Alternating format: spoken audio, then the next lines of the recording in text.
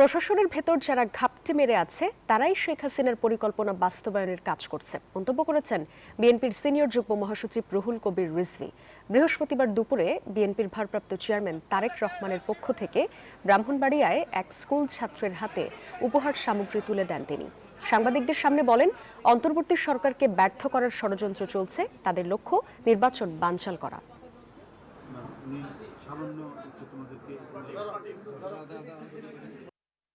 যে জনগণের শক্তিকে অবজ্ঞা করেছে শেখ হাসিনা, তাকে কোনো ক্রমেই সে পাত্তা দেয়নি।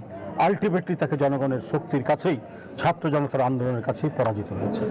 এখন নতুন করে যতই ষড়যন্ত্র চক্রান্ত বা একটা মাস্টার প্ল্যানের পরিকল্পনা করা হোক না কেন, এরা পরাজিত হবে এবং এদেশে গণতন্ত্র ফিরবে, অবাধ সুষ্ঠু নির্বাচন হবে। আমরা আমাদের স্বাধীনতা এবং সার্বভৌমত্বকে আমরা রক্ষা করে একটি স্বাধীন দেশ হিসাবে এই দেশ পরিচালিত হবে।